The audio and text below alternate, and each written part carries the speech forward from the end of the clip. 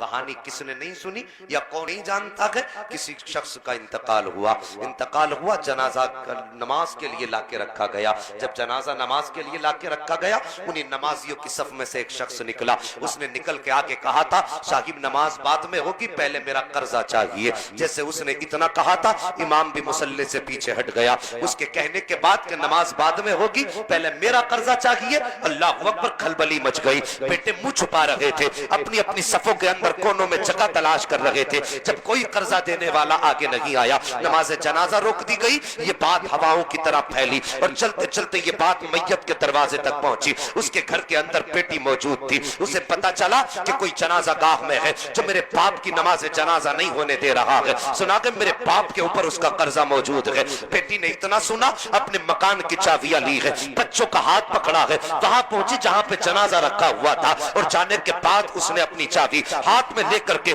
پہلے باپ کے جنازے کے قریب گئی ہے. باپ کے چہرے سے کفن ہٹایا، ہٹانے کے بعد ماتھا چوما اور چوم کے کہا تھا میرے باپ پریشان نہ ہونا، ابھی تیری بیٹی موجود ہے. میرے ہوتے ہوئے کوئی تیری نماز جنازہ کو کیسے روک سکتا ہے؟ اتنا کہنے کے بعد بیٹی نے پھر ان لوگوں کی طرف رخ کیا جدھر وہ قرضے والا کھڑا تھا. کہا کون ہے جس کا میرے باپ پر قرضہ ہے؟ ایک شخص آگے بڑھا، اس نے کہا تیرے باپ پر میرا اتنا قرضہ ہے. اس بیٹی نے اپنی مکان کی چابی اٹھائی اور اس کی گود میں ڈال کے کہا لے یہ میرا مکان بیچ دے اور اس سے جا کر کے اپنے قرضے کے پیسے لے لے. اگر پھر بھی تیرا قرضہ پورا نہ ہو تو آ جانا میرے دروازے پہ، میں اولاد بیچ دوں گی، تیرا قرضہ ادا کروں گی. اللہ اکبر، اتنا سننا تھا. اس کی چیخ نکل جاتی ہے، چابی واپس کر کے کہتا ہے بہن مجھ پہ کسی کا قرضہ نہیں، میرا قرضہ کسی پہ نہیں ہے، بلکہ یہ جو جنازہ پڑا ہے اس کا میرے اوپر قرضہ 3 لاکھ کا تھا. میں اس کا قرضہ واپس کرنے آیا تھا، لیکن میں سوچنے لگا اس کا صحیح وارث کون ہوگا،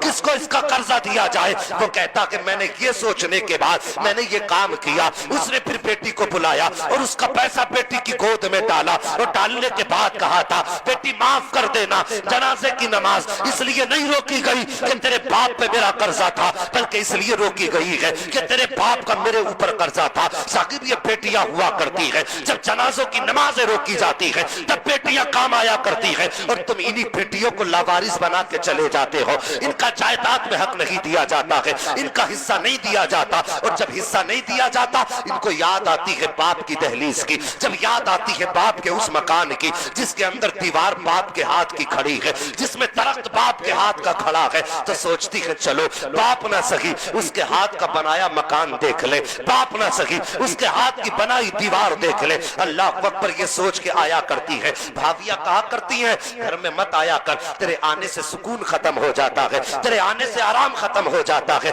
تو بہنوں کے کلیجے تڑپ جاتے ہیں. بیٹیاں کہتی ہے بھائی تیرے دروازے پہ دولت لینے نہیں آئے تھے، تیرے دروازے پہ روٹی کھانے نہیں آئے تھے، ہمیں تو باپ کی یاد آئی تھی جو تیرے دروازے پہ چلے آئے تھے. اللہ اکبر، یہ کہتی ہوئی بیٹیاں گھر سے نکلتی ہیں اور قبرستان جا کے باپ کی قبر پہ کھڑے ہو کے کہتی ہیں میرے باپ اچھا کیا تو نے جو کیا ہے، کاش ایک مکان دے کے آ جاتا جو ہم تر تر کی ٹھوکریں نہ کھاتے. او یار مہربانی کرو، تم جائیداد چھوڑ کے جا رہے ہو، قبر میں ساتھ نہیں لے کے جانا ہے تو اتنا ضرور کر لینا جب مرو تو جب بیٹے آئے تو سادہ کاغذ مت منگا لینا، بیٹیوں سے چھپ کر کے بیٹوں کو بھلا کر کے ان کے انگوٹھے اپنی زمین کے ان کے انگوٹھے اپنی زمین پہ مت لے لینا، ان کے نام جائیداد ساری مت کر دینا، بلکہ جو بیٹوں کا حق ہے وہ بیٹوں کو دے کے مرنا، جو بیٹیوں کا حق ہے وہ بیٹیوں کو دے کے مرنا. اور یار جب ایسے کر کے جائے گا تو خدا کی قسم تیجا 40واں بعد میں ہوگا، فاتحہ بعد میں ہوگی، درود بعد میں ہوگی، تو قبر میں بعد میں آئے گا، مدینے والا پہلے تیری قبر میں. کیا بات ہے، نعرہ